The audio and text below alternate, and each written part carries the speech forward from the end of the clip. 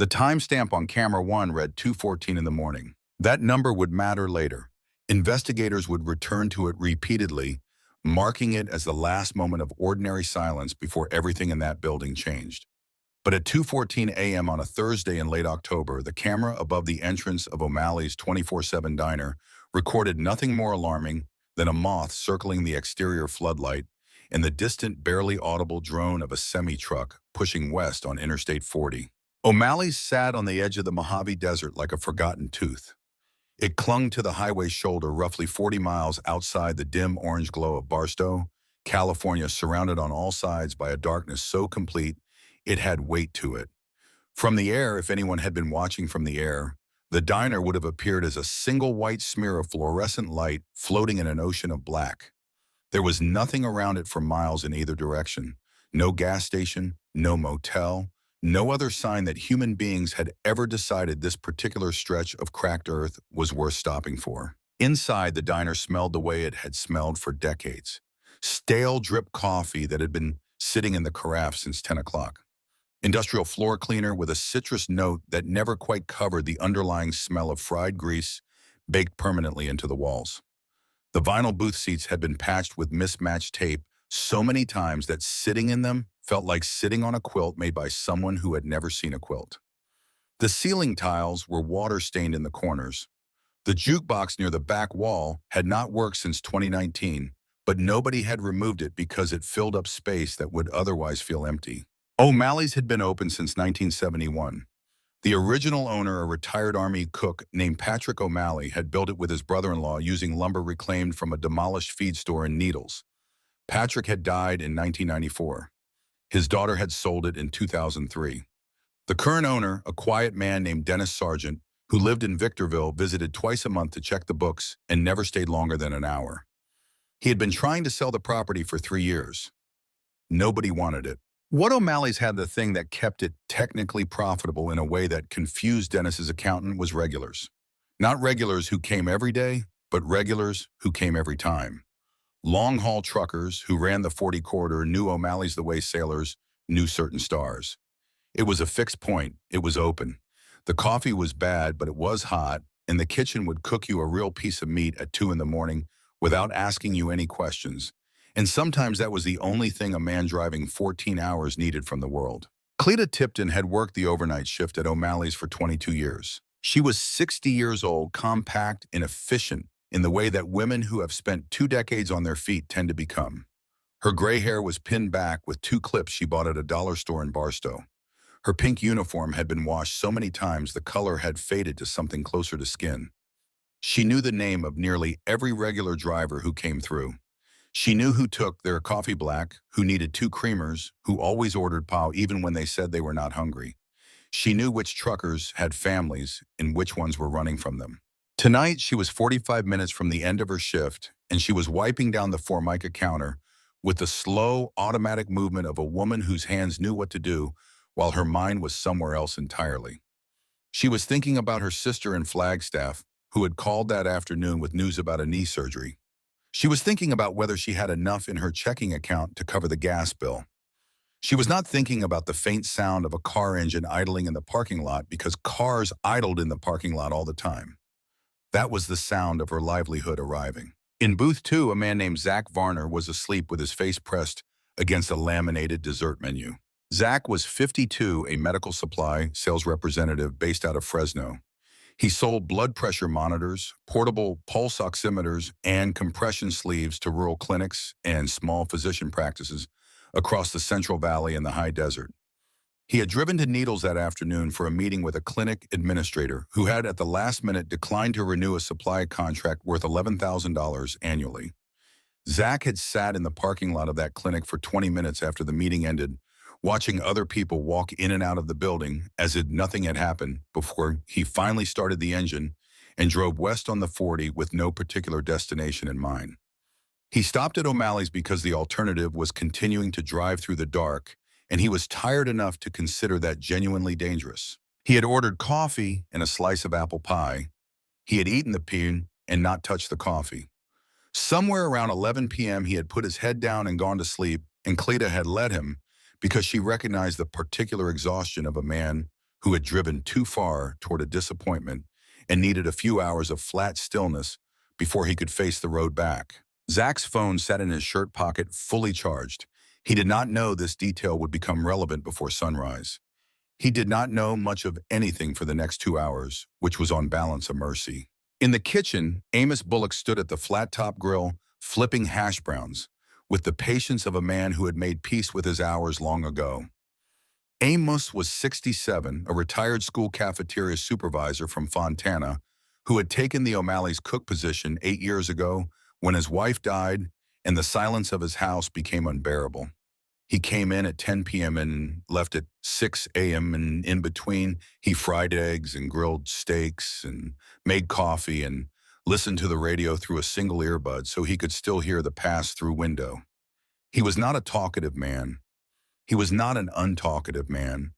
He was simply a man who had decided that his particular purpose in life was to make sure that anyone who walked into this building hungry at 3 in the morning walked out having been fed, and he took that purpose as seriously as other men took their mortgages or their politics. Amos had a habit that nobody at O'Malley's knew about. Every time a car pulled into the parking lot, he glanced through the pass-through window before he registered the sound consciously. It was not a security habit exactly. It was the instinct of a man who had spent years responsible for feeding large groups of people and had learned to track arrivals before anyone else noticed them.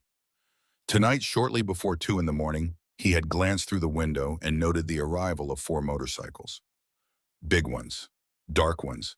They had pulled tight against the east wall of the building out of the direct spill of the exterior floodlight, and 4 large men had come inside and taken the booth in the back corner where the overhead bulb had burned out 3 weeks prior. Amos had gone back to his grill. He had seen club riders before. They ordered food and paid and did not cause trouble, and as far as Amos was concerned, that put them several rungs above a dozen other categories of customer he dealt with on a weekly basis. The 4 men in booth 9 had ordered 2 steaks, a plate of hash browns, and 1 glass of iced tea. They had been eating quietly for nearly 40 minutes. Tuck Duval sat at the head of the booth, his back to the wall facing the front entrance. The way he sat in every booth, in every diner, in restaurant and bar he had walked into for the past 20 years. He was 48 years old and built like something that had been compressed under enormous pressure over a long period of time. Not tall, but dense in a way that went beyond physical mass, the kind of density that comes from decades of living in a state of constant readiness. His beard was thick and going gray at the chin, and his eyes were a pale, cold blue that had the quality of eyes that had learned to process information without advertising the fact that they were doing so. He wore a heavy black leather jacket over a black denim cut, the jacket zipped to the collar against the desert chill that seeped through the walls of the old building. 3 days ago, Tuck had stood at a graveside in Phoenix next to a man named Eddie Marsh, who had been a member of his charter for 11 years. Eddie had not died in a fight. He had not been killed by a rival or a cartel or a law enforcement action. He had hit a patch of loose gravel on an on-ramp at 40 miles an hour and gone down badly, and 3 days later, he was in the ground in Phoenix under a flat desert sky, while the chaplain said words that nobody standing there found sufficient. Tuck had not slept more than 3 hours in any of the nights since. He had not eaten a real meal. He had ridden the 12 hours back toward Barstow because the only thing that felt less wrong than staying in Phoenix was moving, and the steak in front of him was the first thing he had ordered, with any genuine hunger since the gravel patch took Eddie Marsh away from all of them. He was halfway through that steak when the Honda Civic pulled into the far edge of the parking lot without headlights. Across from Tuck sat Alton Purvis, the charter's sergeant-at-arms. Alton was 53 broad through the shoulders with a neck heavily covered in faded tattoos and hands that had the specific topography of someone who had used them hard and often over many decades. He had a toothpick tucked in the corner of his mouth that he had been worrying for the last 10 minutes. Alton had a habit that he had developed early in his life and never shed. He read every room he entered before he sat down in it. Number of exits, number of people's sightlines, anything that looked wrong or out of place. It took him approximately 45 seconds to do this, and he did it so smoothly that most people never noticed. When they had come into O'Malley's, Alton had counted 1 waitress, 1 cook behind the pass-through, 1 sleeping man in booth 2. He had noted the position of the 2 doors both at the front. He had noted that the booth in the back corner had no overhead light. He had sat down in that booth specifically because of it. He had also noted roughly 4 minutes before the glass doors came apart, a dark-colored sedan creeping slowly into the far edge of the dirt parking lot without headlights. He had not said anything to Tuck about it. Tuck was eating. It was the first time Alton had seen his president eat with anything resembling appetite since Eddie died. The sedan could be anything: a driver pulling over to sleep, someone checking a map, someone having a private conversation on the phone. Alton kept watching it from the corner of his eye while he worked his toothpick and drank his iced tea, and he told himself he would say something if it became something worth saying. He would spend the next hour regretting that silence. Next to Alton sat Boyd Whaley, lean and quiet, in the particular way of men who have spent years in environments where unnecessary movement draws attention.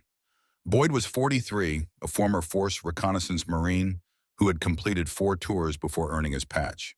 He rarely spoke in groups, not because he was unfriendly, but because he had spent too long in situations where speaking at the wrong moment had consequences, and the habit had made itself permanent. When Boyd did speak, people listened, not because he demanded it, but because everyone in the room had unconsciously registered that he did not waste words. Boyd had a tell that only Alton recognized after years of sitting in close proximity to him. When Boyd's right thumb began tapping against the edge of whatever surface he was resting, as something was being processed. Not consciously decided. His body was running calculations ahead of his conscious mind, and the thumb was the outward sign that the calculation was running. Alton had seen it enough times to trust it the way he trusted a smoke alarm. Boyd's thumb had been tapping the edge of the table for the last 3 minutes. At the outside of the booth, Nolan Creed was working his way through a plate of hash browns with the focused determination of a 29-year-old who had been on a motorcycle for 12 hours and was too tired to want anything other than food and horizontal. Nolan had received his full patch 8 months ago, and this was his first long run with Tuck. He was trying very hard not to look as exhausted as he felt. He had not entirely succeeded, but the other 3 had the decency not to comment on it. Nolan had noticed something about the waitress when they first came in. Something about her face was familiar in the imprecise way that things are familiar when you have seen them in a particular context and are now encountering them outside of it. He could not pin it down. He let it go and went back to his hash browns because he was 29 years old and had been riding since 6 in the morning, and the hash browns were more immediately important than any unsolved puzzle. The 4 of them had their leather cuts on beneath their outer jackets. The jackets zipped against the cold. In the shadows of Booth 9, with the overhead bulb dark, they looked like 4 large, tired men eating a quiet meal, which was exactly what they were and exactly what they had every intention of remaining for the next 30 minutes. Boyd's thumb tapped the table edge, once, paused, then twice more in quick succession. Alton looked up from his iced tea and glanced sideways at Boyd. Boyd's eyes were tracking toward the parking lot window. Alton looked through the glass. The dark Civic had not moved, but he could see now very faintly the orange pulse of a cigarette being drawn inside it. Someone sitting in the car, awake and still, at 2:17 in the morning. Alton set down his glass. Tuck, without looking up from his steak, said very quietly, "Company." Neither Alton nor Boyd responded out loud. Nolan stopped chewing for a single beat, then resumed, his eyes drifting left toward the front entrance without his head moving. The timestamp on camera 2 would later read 2:18:05 when the Honda Civic lurched forward and stopped directly in front of the glass double doors with the engine still running. Inside that car, the air had been close and chemical for the better part of an hour. The windows had fogged from the inside. The radio was off. The only sounds were the engine idle and the breathing of 2 men who had run out of alternatives and were now sitting at the edge of the only option they had left themselves. Colt Underhill was 31 years old, and he was holding a sawed-off Mossberg 500 with hands that had not stopped shaking since he loaded it in a Walmart parking lot in Barstow 90 minutes ago. His jaw was clenched so hard the muscles were visibly pulsing beneath the skin of his face. His eyes had the bright, brittle quality of a man running on stimulants, in terror in roughly equal measure, the pupils blown wide, even in the faint orange glow of the dashboard lights. Colt had not always been this. That was the thing about him that would not leave him alone, even now, even in the front seat of a stolen car with a shotgun across his lap, and 2 minutes until everything either saved him or finished him. He had been at one point a competent and careful man. He had worked for 6 years at a transmission shop in Barstow, the kind of work that required patience and a steady hand, and the willingness to take something broken apart and put it back together correctly. He had owned a decent truck. He had had a wife named Carol and a son named Jake, who was now 4 years old, and who Colt had not seen in 14 months, not since the last time Carol had let him come to the door, and he had arrived clearly unfit to be there. Somewhere in Colt's wallet, pressed flat between his state ID and a folded gas receipt, was a photograph. Jake and Colt on a beach, probably Santa Monica, 2 summers before all of it fell apart. Jake was laughing at something outside the frame. Colt was looking at his son with an expression that was purely unguarded, the expression of a man who does not know he is being photographed and is entirely content with his life. Colt never took the photograph out, but he knew it was there. On the worst nights, it was the only specific thing he could remember about being a different kind of person. He had been trying to pay off a debt to a man named Hector Dempsey for 6 weeks. $3,000 owed for product that Colt and Quimby had taken on credit from Dempsey's distribution network in Bakersfield. The deadline had been midnight. It was now past 2 in the morning, and the deadline had been a wall, and they had walked into it. "This is it," Colt said. His voice was a rasp, the voice of a man who had been awake for 36 hours and was held together by adrenaline and nothing else. He pulled the Mossberg up from his lap and checked the safety for the 4th time. Diner in the middle of nowhere, no security, no cops within 20 miles. We go in, we take the register, we shake down whoever's inside, and we're out in 2 minutes. You got me. In the passenger seat, Quimby Coker was trembling so visibly that Colt could see it without looking directly at him. Quimby was 26, Colt's closest friend from high school, the person who had been standing next to Colt through every bad decision for the last 2 years, because Quimby had never learned how to walk away from Colt when walking away was the right choice. He had never developed that particular skill.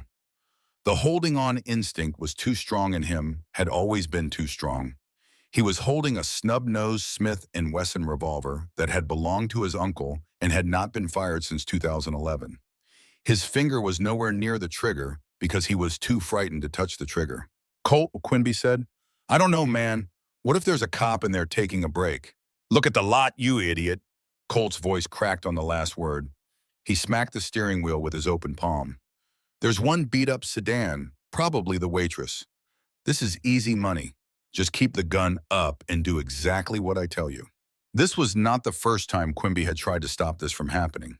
2 days ago, sitting in the parking lot of a laundromat in Barstow, Quimby had told Colt that he might be able to borrow money from his cousin in Victorville. Enough to cover the debt, maybe not all of it, but enough to buy more time. Colt had dismissed it without discussion, his eyes focused on the windshield, and his jaw doing that thing it did when he had already decided and was not interested in alternatives.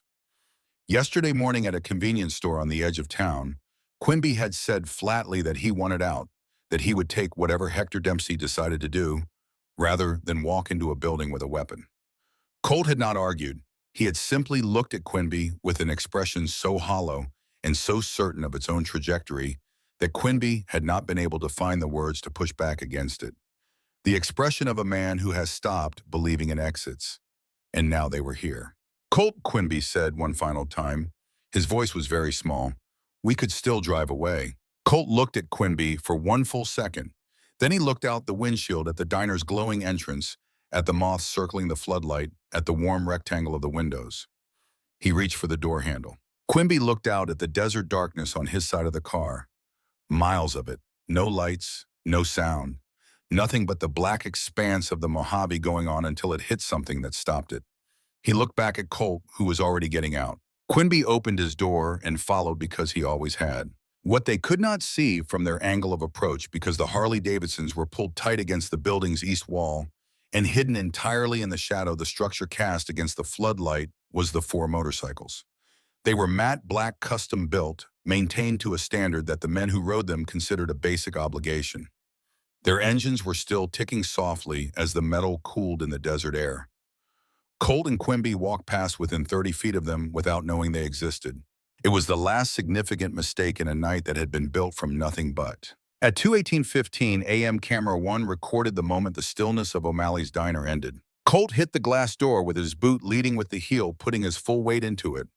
The door swung hard into the interior wall, and the impact sent a crack running from frame to corner up one of the glass panels. The sound was enormous in the quiet diner, a collision that reached simultaneously into every corner of the room. "Everybody down!" Colt came through the door with the Mossberg already sweeping left to right. "Nobody move! Get your hands on your heads right now!" His voice cracked on the last word, the adrenaline doing something to his vocal cords that he could not control. The shotgun swept the room in a wide, uncontrolled arc, the kind of movement that communicated exactly how frightened the man behind it actually was to anyone watching who knew what to look for. Quimby stumbled in behind him, his revolver pointing at the ceiling, then at the floor, cycling indecisively before he finally leveled it in the approximate direction of the man asleep in booth 2. Zach Varner came awake with the particular violence of someone torn from deep sleep by a loud noise. He registered the situation in approximately 1 second and responded by throwing both hands over his face and diving sideways off the booth seat onto the floor, where he landed hard on his shoulder and lay still, breathing in fast, shallow pulls and trying to make himself smaller than he was. Behind the counter, Cleta's hand opened automatically. The glass coffee pot she had been holding dropped straight down and hit the checkerboard floor and exploded, sending steaming black liquid across a 6-foot radius. She gasped and her hands went up, and she backed into the stainless steel pie cooler, putting the counter between herself and the man with the shotgun. Through the pass-through window, Amos Bullock looked up from his grill. He saw the sawed-off Mossberg. He saw the ski masks. He did not hesitate or deliberate. He reached over and switched off the grill's hood light, eliminating the glow from the kitchen, and then he lowered himself carefully to the grease-stained floor and began crawling toward the far corner of the kitchen, where a heavy iron floor scraper leaned against the baseboard. Colt vaulted over this counter with a speed that was fueled entirely by chemicals and panic.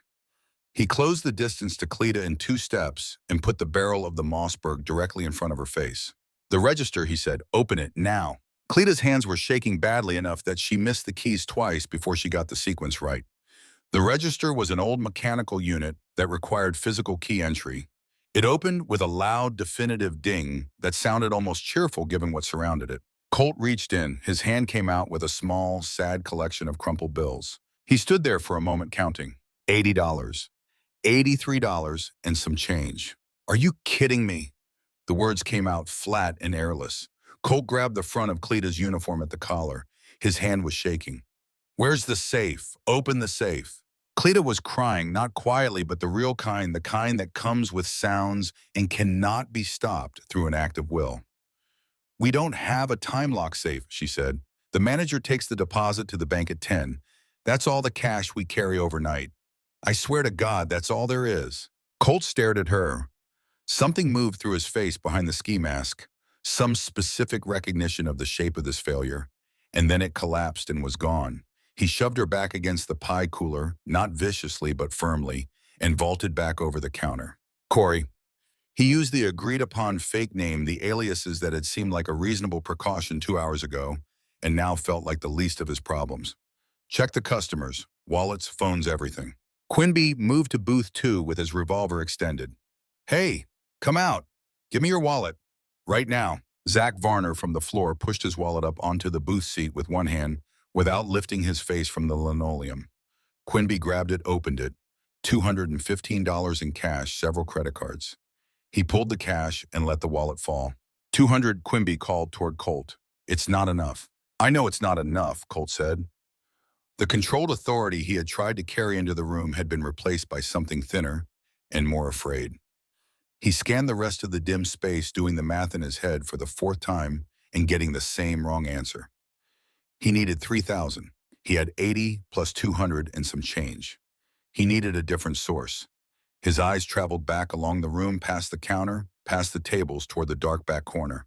His eyes found booth 9. From where Colt stood, blinded by the harsh fluorescent overheads at the front of the diner, the back corner was submerged in deep shadow. He could see 4 large shapes. He could see the dim reflection of light off glasses and plates. He could not make out faces or expressions or details of any kind. The 4 shapes had not moved since he came through the door. They had not dived under the table. They had not raised their hands. They had not made a single sound. Colt's amphetamine-processed brain took this information and arrived at entirely the wrong conclusion.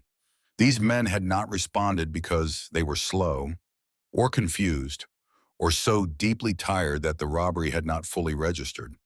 That meant they were not a threat. That meant they were just four large men sitting in the dark with wallets and phones and whatever cash they were carrying, and he needed all of it.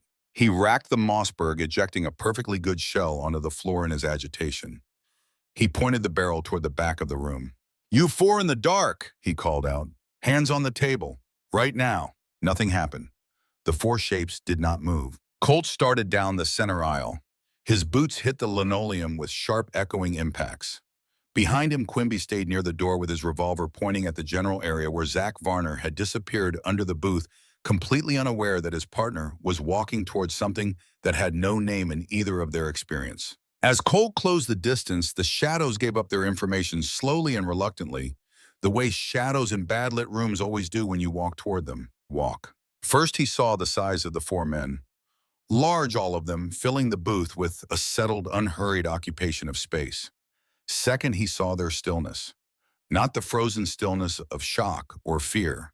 Something deliberate, something chosen and comfortable. Third, he saw their expressions, and there was no fear in any of them. None at all. What Colt saw on the face of the man at the head of the booth, the pale-eyed man who was looking at him with an attention that felt like it was passing through him rather than resting on him, was something he did not have a word for. Not anger, not contempt, a cold and absolute patience. The expression of a man who has decided to wait for a situation to fully present itself before he makes any moves at all, and who is not worried about what he will decide when that moment comes. Colt stopped 5 feet from the edge of the booth. He leveled the Mossberg at Tuck Duvall's chest. "You deaf," Colt said. He was trying for commanding. The tremor in his voice turned it into something else. "I want your wallets, your phones, and your keys, all of it on the table. Now." Tuck Duvall did not blink. He reached up slowly with his right hand and took hold of the zipper of his leather jacket. "Don't reach for anything," Colt said, stepping forward. The barrel was now 2 feet from Tuck's face. Tuck ignored him completely.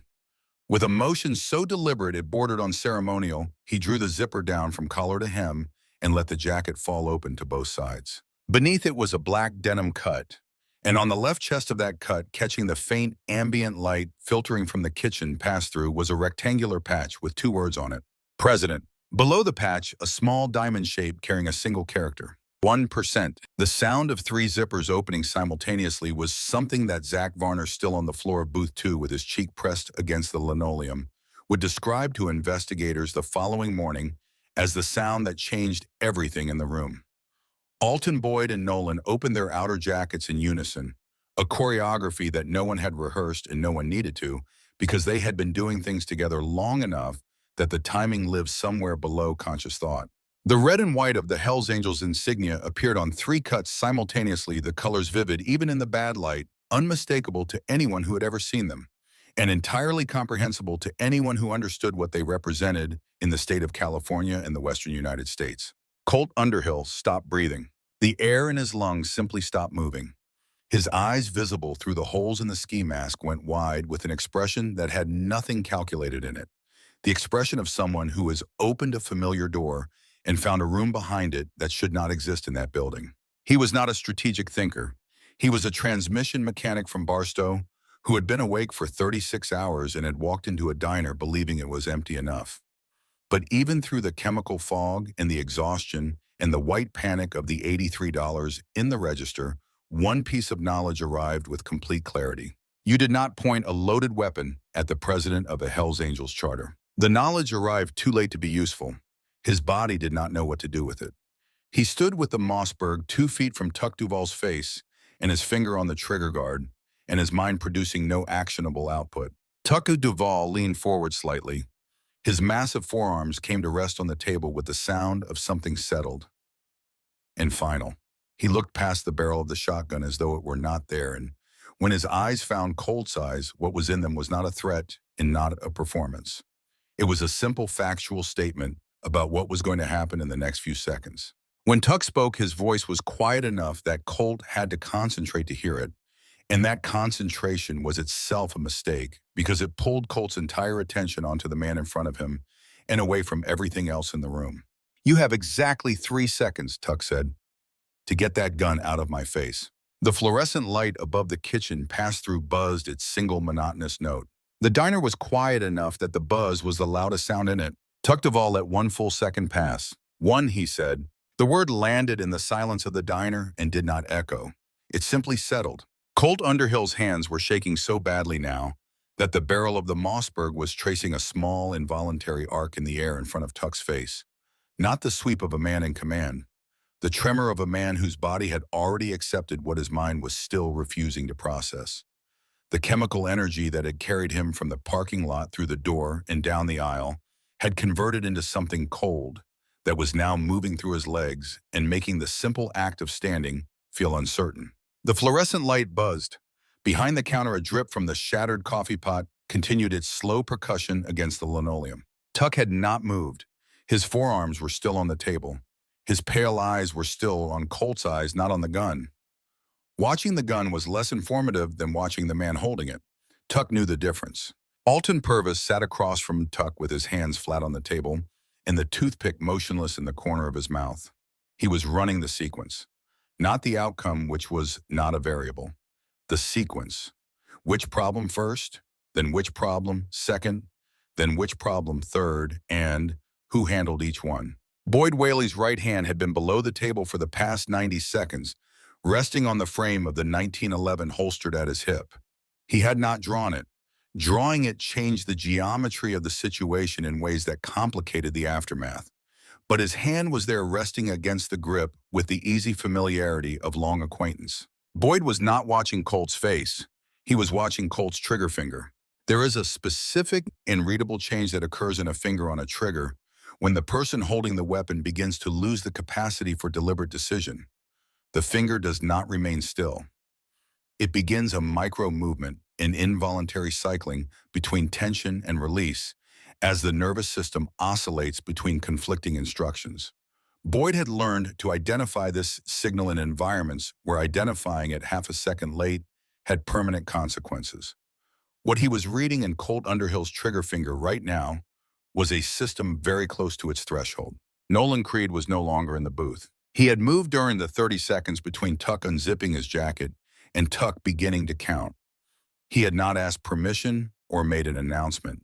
He had registered in the way that 8 months of close observation had taught him to register things that the man near the door was a separate and distinct problem from the man at the booth, and that the two problems required separate attention. He had slipped out of the booth on the interior side, moved through the shadow of the jukebox, and worked his way silently down the side wall until he was standing in the darkness 4 feet behind Quimby Coker. Quimby did not know Nolan was there. Quimby was watching the standoff at the back of the diner with the locked involuntary attention of a man watching something terrible approach that he cannot stop or redirect. His revolver was still in his hand. His finger was not near the trigger. He had not made a meaningful decision in the past 3 minutes and was not positioned to make one now. Then he made the worst decision available to him. "Leo, what is taking so long?" He used the agreed fake name, his voice cracking upward into something between a shout and a plea. "Just shoot the guy and grab their wallets. We have 30 minutes before Hector finds us. Let's go." The word shoot hit the room like a physical thing. Colt's finger twitched. He did not decide to pull the trigger. That distinction would live in his memory for years, but in the moment it was irrelevant because a twitching finger on a loaded weapon does not wait for the space between intention and reflex. The Mossberg barrel dipped 2 inches, and Colt's entire body jerked with the effort of arresting the motion his nervous system had already committed to. Boyd Whaley did not wait for Tuck to say two. Camera 3 mounted above the hallway to the restrooms captured what followed across 22 frames. Investigators reviewing the footage would later require frame-by-frame analysis to understand what they were seeing, because at normal playback speed, the entire sequence read as blur followed by 2 men on the floor. Boyd came across the table, not around it, across it. His left hand led extending in front of him as he moved, and it closed around the hot barrel of the Mossberg with a grip that did not allow for adjustment. In the same motion carrying the momentum of his body forward, he applied a clockwise rotation to the weapon using the barrel as a lever against Colt's grip.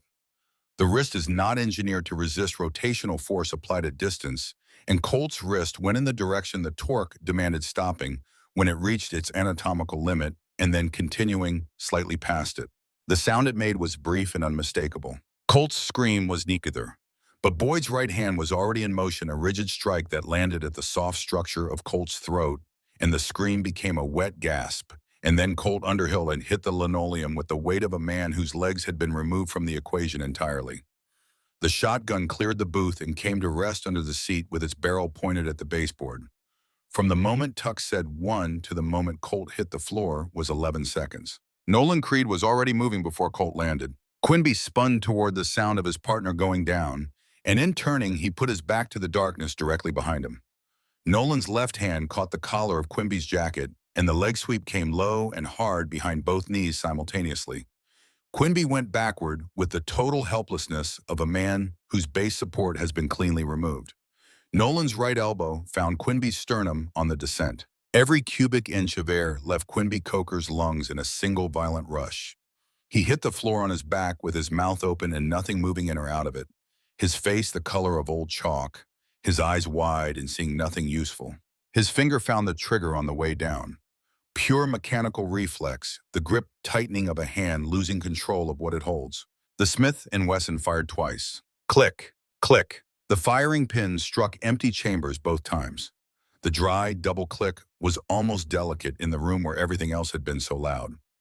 The revolver skittered across the linoleum when Quimby's arm hit the floor, spinning in a slow arc and coming to rest against the base of a bar stool near the counter. It stopped directly in front of Zach Varner. Zach was still on the floor, a booth two cheek against linoleum, hands flat. He had not moved through any of what had just happened. When the revolver stopped 3 feet from his face, he opened his eyes and looked at it with the focused, deliberate attention of a man confronted with a specific and immediate problem. He understood without anyone telling him that picking it up would be interpreted as alignment with the men on the floor. He also understood that leaving it in easy reach was not ideal. He reached out with one slow finger and nudged the revolver further under the bar stool and away from the center of the room. Then he withdrew his hand and placed it flat on the floor again. Zach Varner had spent 23 years in medical equipment sales, a profession that required reading rooms quickly and making rapid assessments of what was actually happening versus what people wanted you to believe was happening. He had never in that career made a faster or more accurate read. Tuck Duvall stood up. He did it without urgency. He wiped his mouth with a paper napkin, set it on his plate, and pushed back from the booth with the unhurried movement of a man finishing a meal on his own terms. He walked around the table and stood over Colt Underhill, who was still on the floor working on breathing, both hands now pressed to his sternum, because the throat had begun to function again, and the wrist had become the primary source of information about how badly the night had gone. Alton Purvis dragged one of the heavy wooden diner chairs to the center of the aisle, set it directly in front of Colt, and sat down backward on it with his arms crossed over the backrest. He looked at the man on the floor with an expression of genuine, unhurried disappointment. He took the toothpick from his mouth, examined it, and put it back. "You boys really did not think this through," Alton said. It was not a question. Tuck crouched, bringing himself to Colt's level without kneeling. He reached out and pulled the ski mask off Colt's face in one smooth motion. What was underneath was younger than Tuck had expected. Colt Underhill's face was slick with cold sweat, his eyes blown wide with a terror that had nothing performed about it. His jaw was moving, but producing no sound yet. "Search him," Tuck said. Boyd, who had returned to his full height with no visible change in his breathing, crouched beside Colt with methodical precision. He worked through the pockets efficiently. The crumpled register bills, a lighter, a glass pipe with residue, a burner phone with a cracked screen, and a wallet. Boyd opened the wallet, state ID, a folded receipt, 2 loose dollar bills, and pressed between the ID and the receipt, soft at the corners from age and handling a small photograph. Boyd looked at it for 1 second before setting it face up on the nearest table. A man and a small child on a beach. The child was laughing. The man was looking at the child with an expression that had no relation to the man currently lying on the floor of a diner he had attempted to rob. Alton saw the photograph. His eyes moved from it to Colt's face and stayed. Tuck saw Alton looking. Down at the front of the room, Nolan had retrieved Zach Varner's wallet from Quimby's jacket pocket and returned it to its owner, who had gotten himself up from the floor and was sitting in booth 2 with his back straight and both hands visible on the table, in the deliberate manner of a man ensuring there is no room for misinterpretation. "Your wallet," Nolan said, setting it on the table in front of Zach. Zach looked at Nolan. "Thank you," he said, measuring each word. Nolan nodded and turned back toward Quimby, who was sitting upright against the bar stool with his hands in his lap and nothing left in him that resembled resistance. Tuck looked at Alton. "What's his name?" Alton held up the state ID at Colt Underhill, Barstow address. Tuck looked at the name, then looked at Colt. "Who is Hector?" Colt closed his eyes. "I heard your partner," Tuck said, 30 minutes before Hector finds you. Who is he and what do you owe him?" Colt shook his head. Small, exhausted. "I can't. He will kill me." Alton made a sound that was not quite a laugh. He reached forward and picked up the photograph from the table. He looked at it. He set it back down, gently face up where Colt could see it. "Son," Alton said, "look at what is on our backs." Colt looked. He had been trying not to. "Hector Dempsey," Colt said. The name came out the way things come out when they have been held under pressure long enough that the pressure itself becomes unsustainable. "Out of Bakersfield. We owe him $3,000 for product. Deadline was midnight. If we don't have it by dawn, he sends people." He stopped. He was trying to hold himself together with the uninjured hand. "Please, just let us go. Keep the money. Keep everything." Tuck stood. He picked up the burner phone from the table. "Unlock it." Colt used his left hand. He punched in 4 digits. Tuck took the phone back, scrolled through the contacts. The list was short. Near the top, a single letter. Chech. Tuck pressed dial. He held the phone flat in the center of the room speaker, facing up volume high. The phone rang once, twice.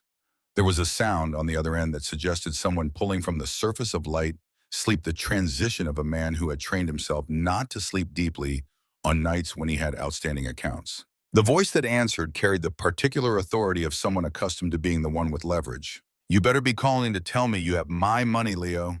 Because if you are not, I am sending the twins to your mother's house before sunrise." The room was very quiet. Tuck said, "Hector." The silence that followed lasted long enough that Cleta Tipton, standing behind the counter with a damp rag twisted between her hands, leaned forward without meaning to. "Who is this?" Not a question, a recalibration. "Tuck Duvall, President Barstow Charter." The quality of the silence changed. The first had been surprise.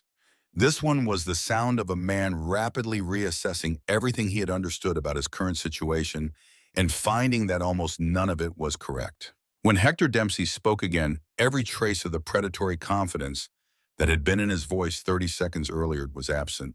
What replaced it was considerably more honest. "Mr. Duvall, I was not expecting you on this number. Is there a problem I should be aware of?" "Yeah, Hector, there is." Tuck began to pace a slow circle around Colt's prone body as he spoke. "Me and my brothers rode 500 miles today. We stopped at a quiet diner for a steak. And right in the middle of my meal, 2 of your people kicked the door in and put a 12 gauge in my face." He paused. "They tell me they were trying to steal $80 from a cash register to pay you $3,000. "Mr. Duvall," the voice was careful now, very careful. "I swear I had no idea they were anywhere near you. These are local people, street level. They do not represent me or my operation in any way. You do whatever you need to do with them, whatever you decide. I will come to Barstow personally tomorrow and apologize to the charter." Colt was watching Tuck's face. Something new had arrived beneath the terror.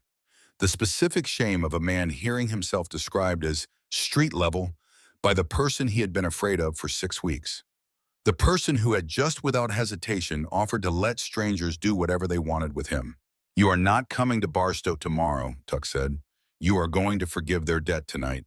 Another pause, much shorter this time. "Done. The debt is cleared. They owe me nothing. I'm sorry for the disrespect, Mr. Duvall. Truly." Tuck ended the call. He set the phone on Colt's chest. Colt stared at the ceiling of O'Malley's diner for a long moment.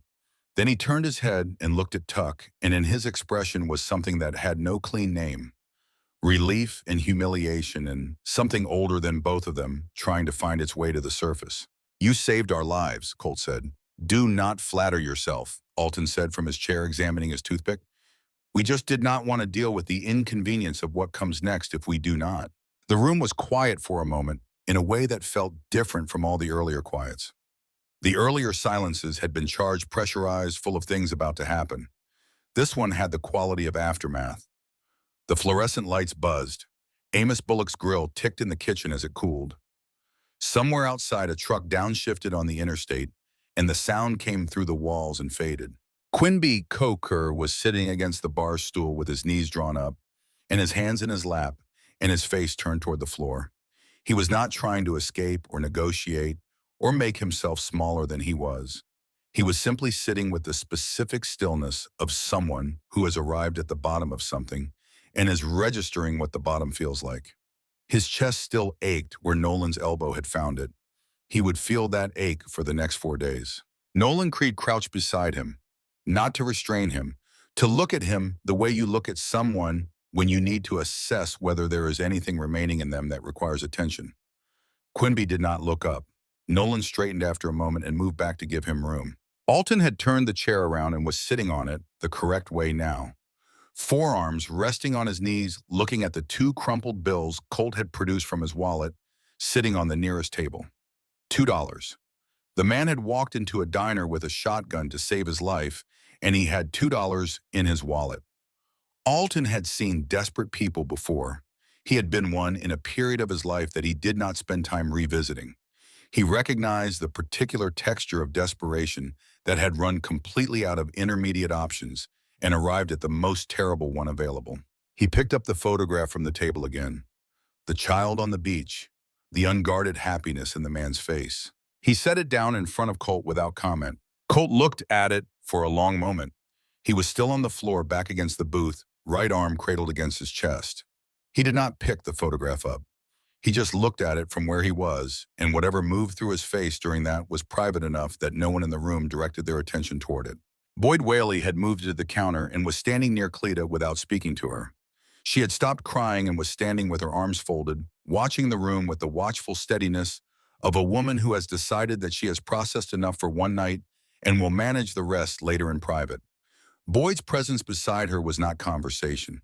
It was simply the proximity of someone who had decided she should not stand alone. Tuck walked back to the center of the room. He looked at Alton. Alton looked back at him. 4 minutes, Alton said. 4 minutes, Tuck confirmed. It was not the first time they had stood in a room counting down to a departure they needed to make before people arrived who would complicate the departure. It would not be the last. The familiarity of the cadence was not comfort exactly, but it was something close to it. The front door opened. Not kicked, not forced. It swung in on its hinges, the remaining intact panel opening from the parking lot, and the man who stepped through it was 35 years old and wearing a flannel jacket and had no weapon and no patch. He stopped just inside the threshold and looked at the room with the expression of a man who had driven an hour dreading exactly this and had arrived anyway because dread was not a reason to stay away. His eyes found Colt on the floor. They stayed there. "Colt," he said. Colt's face changed in a way that nothing else in the previous 20 minutes had changed it. Everything that the night had put there went somewhere else, and what came through underneath it was older and quieter and considerably harder to look at. Tuck turned from Colt to the man in the doorway. He read him in 3 seconds. No patch, no weapon, no aggression, nothing staged about the distress on his face. "Who are you?" "Ike Underhill." The man's eyes moved briefly from Colt to Tuck. "His brother. I tracked his location. I know he is here." Alton looked at Tuck. The look asked a question. Tuck gave a small nod. Alton looked back at Ike and said nothing further. Ike Underhill had driven from Victorville because of a phone call that consisted entirely of 4 seconds of silence. 6 months ago, Colt had called him and said nothing, and Ike had sat with the phone pressed against his ear, listening to his brother breathe until the call ended. Tonight, when the same number produced the same silence, Ike had not sat down. He had gone to get his keys. He had been tracking Colt's location on a shared app since the year Colt's wife left. An arrangement Colt had accepted without argument and never disabled. Ike had driven the 60 miles from Victorville in just under an hour with the accelerator closer to the floor than was strictly lawful. He had spent the drive not thinking about what he would find when he arrived because thinking about it produced only a short list of bad outcomes, and none of them were things he could prepare for in the front seat of a truck on the 40 at 2 in the morning. Instead, he thought about the transmission shop and the version of his brother who had spent 6 years there doing competent, satisfying work.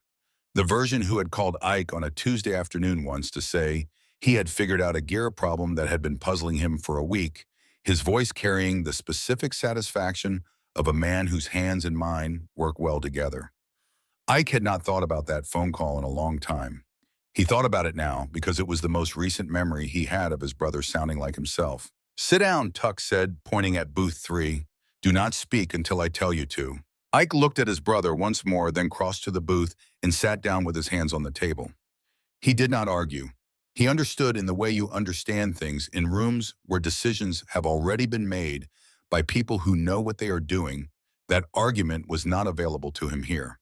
He sat with his hands visible and waited. Tuck looked at Alton.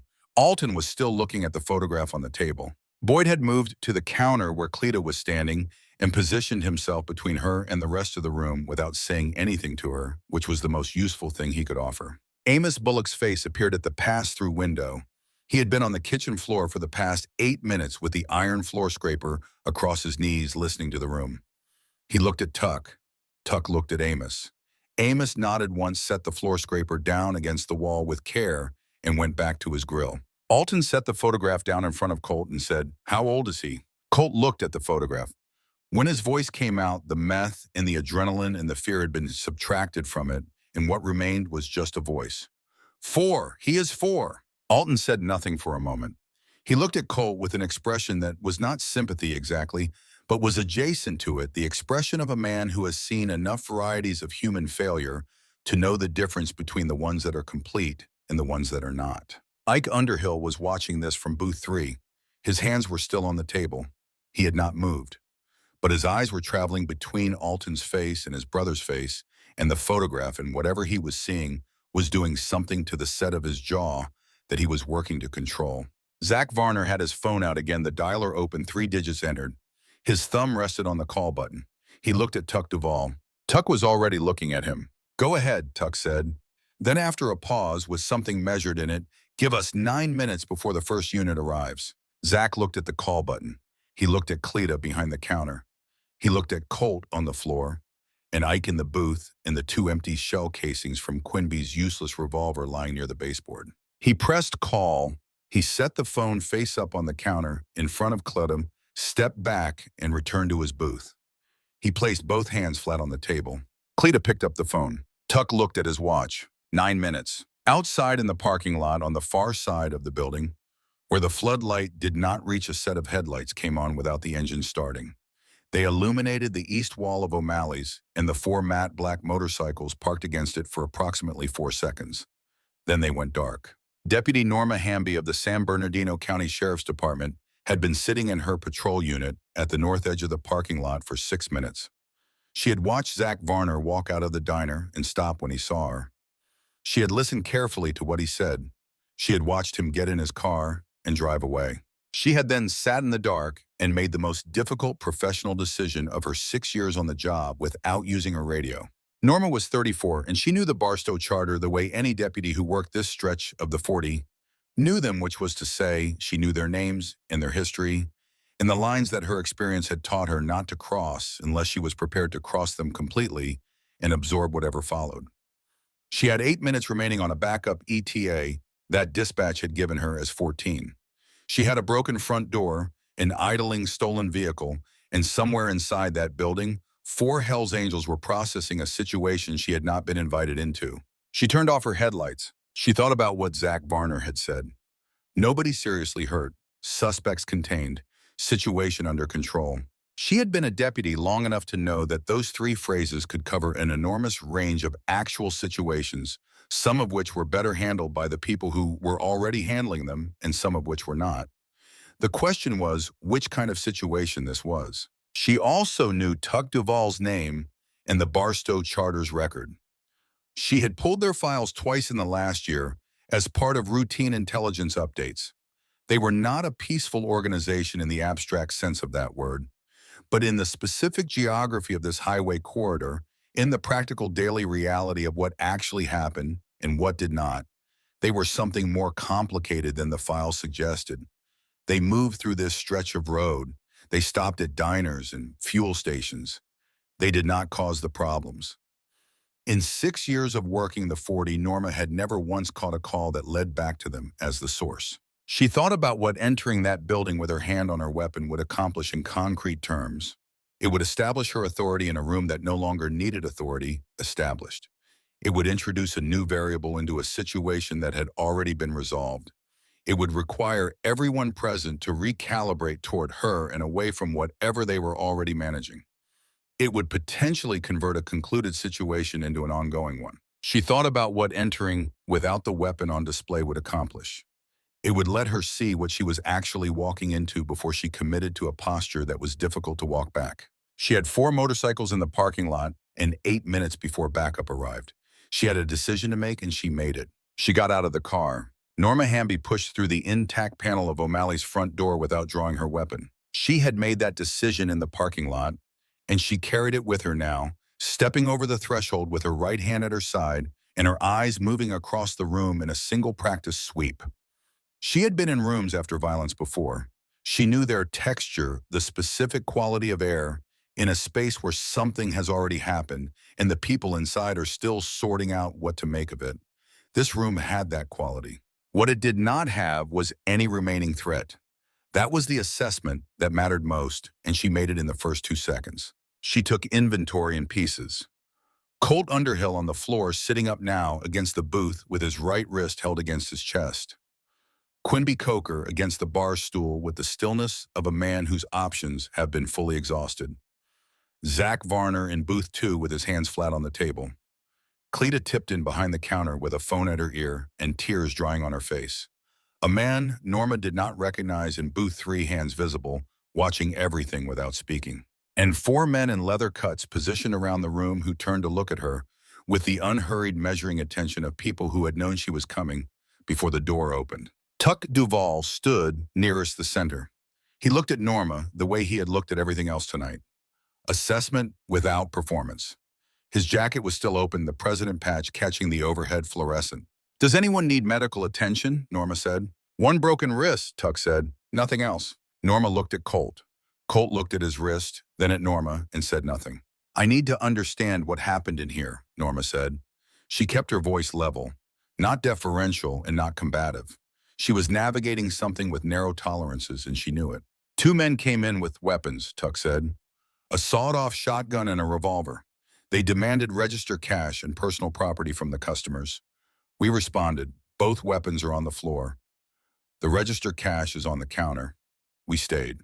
Norma looked at the Mossberg under the booth, the revolver near the baseboard, the crumpled bills on the counter. "You stayed," she said. "We stayed," Tuck confirmed, "because leaving before a deputy arrived would look like something it is not.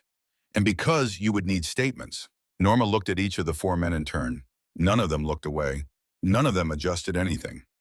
They had the settled quality of people who are entirely comfortable being scrutinized because they have nothing that requires concealment right now. "I need names and identification from everyone in this room," Norma said. "You will have them," Tuck said. Cleta lowered the phone from her ear. "Dispatch says 2 units about 6 minutes, she said. Her voice had steadied. The crying was finished and had been replaced by the particular composure of a woman who had decided that the frightening part was over and it was time to function. Norma looked at her. "Are you all right?" Cleta gave this genuine consideration. "I have been better," she said. "I have also been worse. You want coffee pot just finished." Norma almost declined. Then she said, "Black, no sugar." Alton Purvis made a sound that was not quite a laugh and returned his attention to his toothpick. Tuck walked to the counter. He stood across from Cleta, and for a moment they looked at each other in the way that people look at each other when they have both been inside the same significant event and are figuring out what to do with the shared weight of it. Tuck reached into his leather jacket and produced a money clip. He worked 3 bills free and set them on the counter in a neat stack. 300s. "For the door," he said, "and the coffee pot, and whatever it costs to sleep tonight." Cleta looked at the money without touching it. She was looking at the gray in his beard and the pale eyes that were doing something she had not seen them do all evening. They were tired. Not the operational tiredness of a man managing a problem, but the tiredness that lives below everything else and only surfaces when the problem is resolved enough to let it through. "The overhead bulb in booth 9, Cleta said. "It has been out for 3 weeks. I asked Dennis 4 times. Tuck did not ask who Dennis was. Ask him again, Tuck said, in writing this time. Cleta picked up the 300s and put them in her uniform pocket without ceremony. You want that coffee to go? Please. Behind Tuck, Alton had moved to where Colt was sitting against the booth. He crouched to Colt's level, and for a moment, it was just the two of them in the bad light, looking at each other. Alton reached into his jacket pocket and produced a small, folded bandana. He held it out to Colt. Colt looked at it, looked at Alton's face, took it. Wrap the wrist, Alton said. Not too tight. Keep it above your heart until someone looks at it. Colt started wrapping with his left hand, awkward and slow. Alton watched for a moment, then reached over without asking and helped tie the knot. How long has it been? Alton said, not looking at Colt's face while he worked. Colt knew what was being asked. He did not answer immediately. 2 years, he said, since it got bad. Alton nodded in the particular way of someone who is not surprised by an answer and is simply acknowledging that it was heard. He stood and looked at the photograph still on the table. He picked it up and held it out to Colt. Colt took it. He looked at it for a moment that stretched past its apparent length. Then he folded it carefully and put it back where it had lived. Ike Underhill had been watching from booth 3. His hands had not moved from the table. He had watched all of it, and his face had been doing sustained work to contain a great many things that had no place in this room, because this was not his room, and he understood that clearly. Tuck walked over to booth 3 and stood at the end of it. Ike looked up. Where did you drive from? Tuck said. Victorville. Tonight. Yes, sir. Tuck looked at Ike for a long moment with the attention he had given the photograph, reading what was underneath the surface words. Why? Ike was quiet for a moment, deciding how much of the answer belonged here. He called me about an hour ago, Ike said. Did not say anything, just called. He does that when things get bad enough. It is how I know to come. Tuck said nothing. I should have gotten here before this, Ike said. The sentence was about much more than tonight, and both of them could hear it. Tuck looked at him for another beat. Get up, he said. Ike stood. Tuck walked him to where Colt was sitting and delivered him there without ceremony, then walked back toward the booth where Alton and Boyd and Nolan were moving toward departure. Ike crouched down in front of his brother. The two of them looked at each other with the look of people who share a long, complicated history and have arrived at a specific point in it where one of them has done something that cannot be reversed, and both of them know it, and neither has any interest in pretending otherwise. 6 months, Ike said. Colt looked at the floor. 6 months without a call. I did not know if you were in a cell or a hospital or in the ground, Colt. His voice was quiet and controlled, which gave each word more weight than if he had been shouting. Jake asked about you in July. He drew you a picture. I still have it because I did not know what to do with it. Colt's jaw worked. The uninjured hand opened and closed against his knee. I know, Colt said. 2 words with the weight of an acknowledgement that went far below the surface of this particular night. You need help, Ike said, not this kind. He glanced briefly at the room around them, the broken door and the men in leather cuts. Real help, the kind that requires time and other people and a decision you make every single morning. Colt looked up. The chemical brightness that had been in his eyes when he came through the door was gone, entirely burned away by the sequence of the last hour, and what was underneath it was clearer and more painful and considerably more recognizable as a person. I know, he said again, the same 2 words a second time, but not the same sentence. Ike reached out and put his hand briefly on the back of Colt's neck, the gesture of someone who has exhausted language and is substituting presence. Colt closed his eyes. Near the counter, Quimby Coker had gotten to his feet. He stood with his arms at his sides, still pale, still moving carefully on account of the rib that had absorbed Nolan's elbow. Nolan was nearby, not restraining him, simply present in a way that made unilateral movement feel unavailable. Tuck came back to the center of the room and looked at both of them, Colt and Quimby, with the expression of a man delivering a judgment that is final and not subject to revision. The register money, Tuck said. Pick it up, stack it on the counter. Colt used his left hand. Quimby used both. They gathered the crumpled bills and stacked them neatly beside the register, smoothing the creases as they went, with the unconscious shamed care of people returning something they had no right to take. Your pockets, Tuck said. Everything. Quimby turned his pockets out. The contents landed on the counter. $32 in mixed bills, coins, a gas station receipt, and a small folded piece of paper. Norma Hamby, standing near the door, looked at the folded paper without stepping toward it. Quimby saw her looking. His expression changed into something lower and more honest than anything he had shown in the last hour. "That is my cousin's address," he said, "in Victorville. I wanted to call him 2 days ago. I wanted to ask him to help with the money." Colt did not want to ask. He stopped. He looked at his hands. "I should have called anyway." Nobody responded to this directly, but Ike Underhill crouched beside his brother, heard it, and his head turned slightly toward Quimby with the expression of someone recognizing one person's wrong choice inside a room that tonight had been full of them. "Put your cash in the tip jar," Tuck said. Quimby pushed the $32 through the slot. The coins followed. The sound they made, small and slightly absurd money dropping into a glass jar at 2:30 in the morning, was somehow the most honest sound of the entire night. Tuck looked at Colt. Colt took the 2 loose dollars from his wallet and pushed them through the slot. "Apologize to the lady," Tuck said. Colt turned to Cleta. She was standing behind the counter with her hands folded on the surface, watching him with an expression that had moved through anger and come out the other side into something quieter and more permanent. Colt looked at her. He was not managing anything.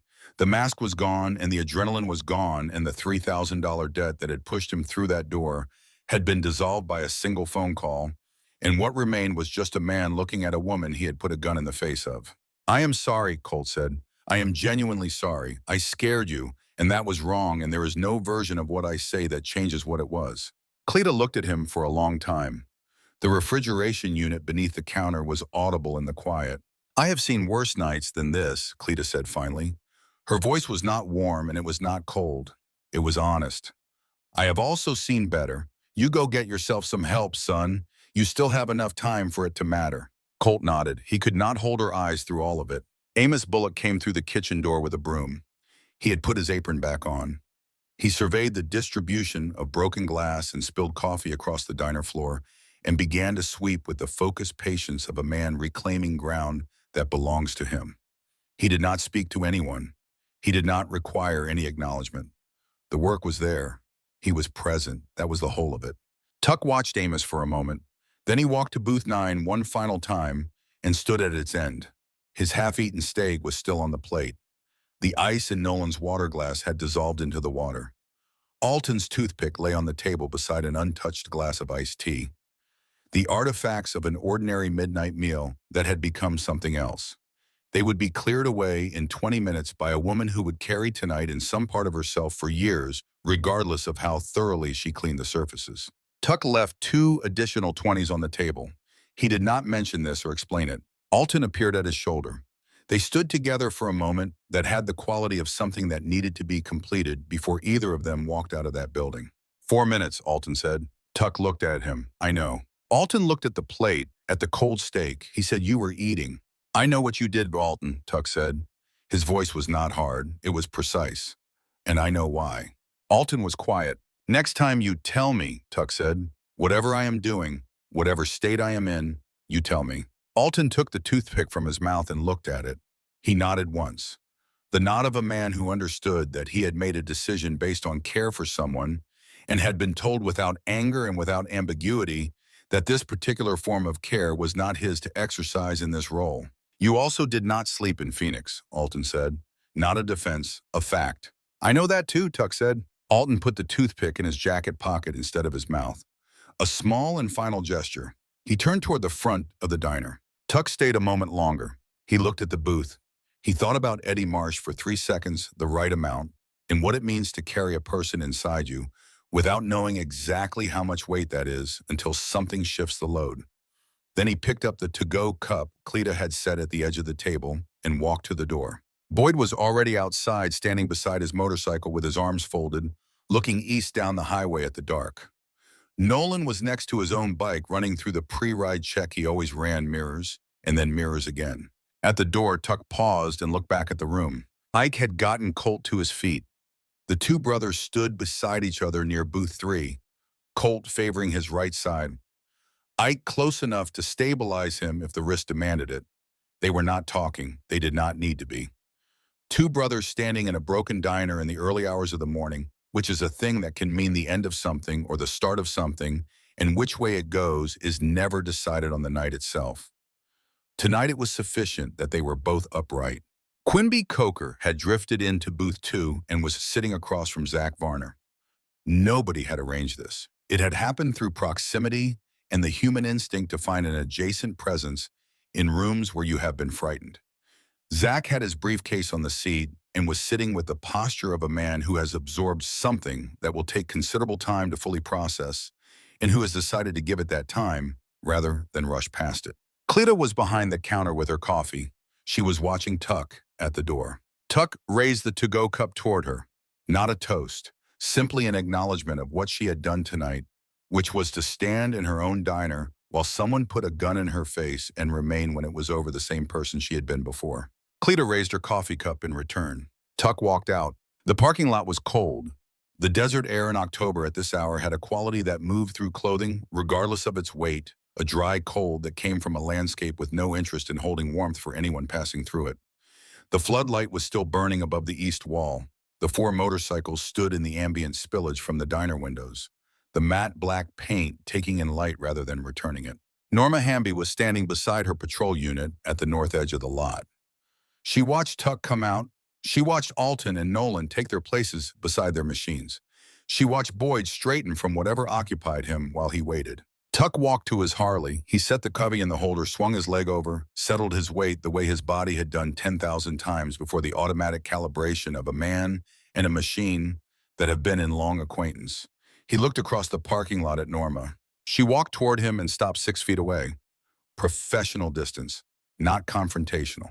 Your statements, she said. I will need contact information. Alton Purvis will give you a number in the morning, Tuck said. Everything we provide will be accurate and consistent. Norma looked at him.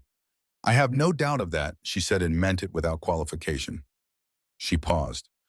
Mr. Duvall, those 2 men inside would have been found somewhere out in the scrub before the week was out if you had not made that phone call. Tuck said nothing.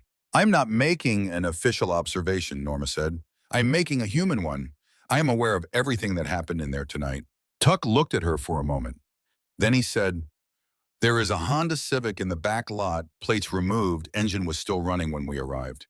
It is stolen. You will want to run the VIN. Norma glanced toward the back of the building. I will take care of it. Tuck started the engine. The sound filled the parking lot with a deep mechanical authority, the voice of an engine that had been maintained to a high standard because the man who depended on it considered maintenance a basic form of honesty. Boyd's engine followed. Nolan's. Alton's last because the sergeant-at-arms rode sweep, and that was not tradition, but function. Norma stepped back to give them room. The 4 motorcycles left the parking lot in their standard formation, Boyd leading Nolan behind him, Tuck third Alton at the rear.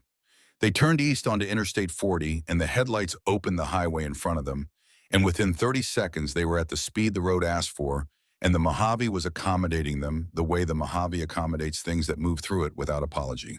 Norma watched the taillights until they became a suggestion rather than a fact. Then she turned and walked back to the diner. The desert absorbed the sound completely before she reached the door. That was the Mojave's nature. Patient, vast, indifferent to what passed through it, retaining nothing it was not asked to retain.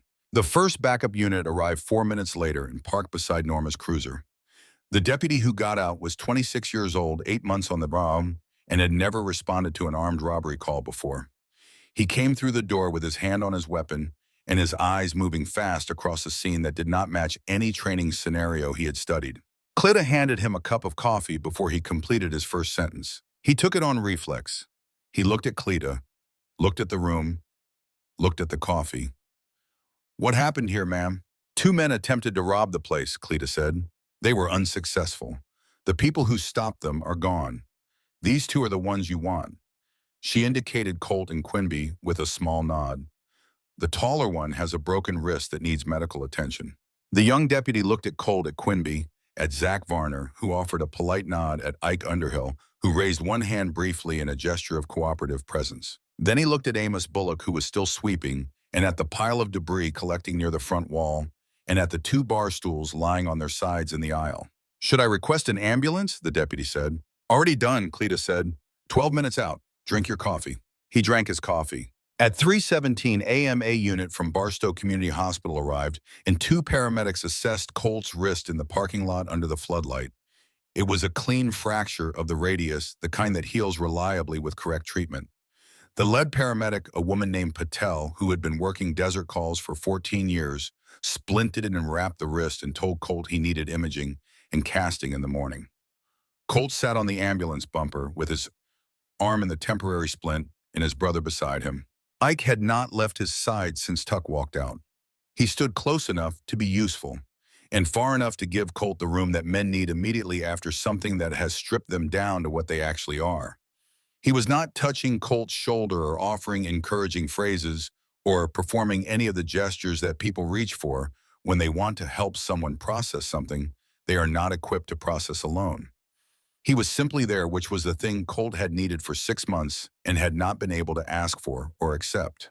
Partway through the paramedic's work, without preamble and without looking at his brother, Colt said, "I do not know how to do it. I have tried. I actually do not know how." I know, Ike said. "I do not mean I lack the will," Colt said. "I mean I lack the knowledge. It is a different problem." "I know it is," Ike said. "That is what programs exist for. That is what it means to let other people help you." Colt looked at his splinted wrist, at the careful, precise work the paramedic had done for someone she had never met and would likely never see again. The work of competent strangers showing up and doing something difficult because it was their function, and they took their function seriously. "Jake's picture," Colt said. "I have it," Ike said. "It will be there." Colt's jaw worked for a moment with the sustained effort of a man applying considerable force to the project of not doing something visible with his face in a parking lot with strangers present. He kept at it for a moment. Then he let it go, and whatever moved through him in the 3 seconds after that was between him and his brother and the cold air of the Mojave at 3 in the morning, and it required no audience. Ike did not say anything after. He did not fill the space with reassurances or plans or the kind of forward-looking language that people reach for because silence after difficult things feels like it needs to be covered. He had learned slowly and at some cost that the most honest thing he could do for his brother in a moment like this was to remain in it without trying to accelerate past it. The night was cold. The parking lot of O'Malley's was lit by a floodlight and the revolving amber of the ambulance. Somewhere to the east, the highway hummed. They sat with all of it and let it be what it was. Zach Varner gave his statement to the young deputy, collected his briefcase, and walked to his car. He sat in the driver's seat without starting the engine and thought about several things in sequence. The revolver spinning across the floor and stopping in front of him. His phone in his shirt pocket and the wrong number he had punched in with shaking hands when the chaos first started. The 4 men in leather cuts who had been eating steak in the dark and had responded to a loaded weapon with a patience that he did not have language for. He started his car. He had a long drive back to Fresno and a call to make in the morning about the Needles contract, a different approach, a different argument, a second attempt at something he had driven away from in defeat the previous afternoon. Viewed from the seat of his car at 3 in the morning after what had just been 2 hours inside O'Malley's diner, a failed sales call seemed like a problem of entirely manageable proportions. He had driven to Needles and lost a contract and stopped at a diner on the way home and somehow ended up crouched on a linoleum floor while controlled violence happened 20 feet away and come out the other side with his wallet and his bones and his skin intact. The contract could wait until 9 a.m. It would still be a contract problem at 9 a.m. It would be exactly the same size. He drove away. Amos Bullock finished sweeping at 3:24 a.m. He put the broom against the wall, went to the kitchen, started a fresh pot of coffee, and began the prep work for the breakfast service that would start in 3 hours. He did this with the steady, unceremonious focus he brought to every shift, the same focus he had brought to feeding large groups of people for 40 years. The cook, the constant, the man who made sure that whoever came through the door found something ready. Cleta Tipton counted her till at 3:48 a.m. when Sandra arrived to take the morning shift. Sandra took one look at the boarded front panel and the replacement glass leaning against the wall and said, "What on earth happened in here?" "Busy night," Cleta said. She put on her coat. She gathered her bag from the hook behind the counter. She stood for a moment and looked at the tip jar, which was considerably heavier than a normal night. She looked at the $300 bills in her uniform pocket. She looked at the space where Booth 9 sat, dark and empty and clean. Now no sign that anything had occupied it except the burned-out overhead bulb still dark in its socket. She wrote in the manager's logbook, Booth 9 overhead lights still out. This is the fifth written request. Fix it or I will have Dennis Sargent's home number called directly. She underlined the word fifth. She walked to her car and drove home through the pre-dawn dark with both hands on the wheel and the radio off. When she pulled into her driveway in Barstow and sat for a moment before going inside, she was thinking about what the pale-eyed man had said to her at the counter. Stay safe, Cleta. 22 years working overnight shifts in a diner 40 miles from the nearest town. Thousands of strangers, hundreds of late-night conversations about nothing in particular. And she could not recall the last time anyone had said those two words to her and delivered them as though they carried actual weight. She went inside. On Interstate 40, somewhere east of Barstow, 4 headlights moved through the Mojave in tight formation. The stars above the desert were extraordinary, in the total absence of competing light, the kind of sky that people who live under city glow drive long distances to find, and that people who spend their lives on these roads have come to regard as simply the ceiling of the world. Tuck Duvall rode third in the line with the to-go coffee in the holder and the cold air clean against his face, and the road extending ahead into the dark. He was thinking about Eddie Marsh. Not the gravel patch, and not the hospital, and not the flat ground in Phoenix, but Eddie, the person. The specific quality of his laugh in the back of a room. The way he talked about his daughter. The particular satisfaction he got from a long, clean run on an empty road in good weather. The way a person carries other people inside them without knowing the weight of the carrying until something changes it. He drank the coffee. It was Cleta's coffee, strong and slightly bitter, and entirely honest about what it was. The formation held its shape on the empty highway, 4 headlights in the dark moving east. Alton rode sweep behind Tuck as he always did, as he had done for 7 years on every run they had taken together.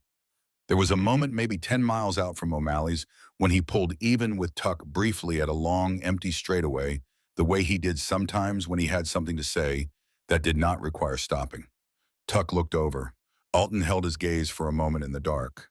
Then he pulled back into position. It was not forgiveness, and it was not absolution, and it was not the conversation they would eventually need to have about what had happened tonight and what it had cost and what the expectation was going forward. It was acknowledgement, the simple, wordless acknowledgement between two people who have been through things together, that the being through things is the thing that holds even when the specifics require discussion. Tuck drank the last of the coffee. It was cold by now, but he finished it anyway. The exterior camera on O'Malley's diner recorded the taillights disappearing at 2:31 a.m. It recorded the ambulance and the backup units and the paramedics working under the floodlight. It recorded Cleta leaving at 3:51 and pausing in the parking lot to look east down the highway for a moment before getting in her car, the only person on camera who did that. It recorded Amos Bullock's truck when you were pulling in at 4 a.m., which was notable because his shift technically ran until 6, but Amos had gone home for 45 minutes and come back because the thing about a place where you have spent 8 years of your working life is that some nights pull you back before you mean to return.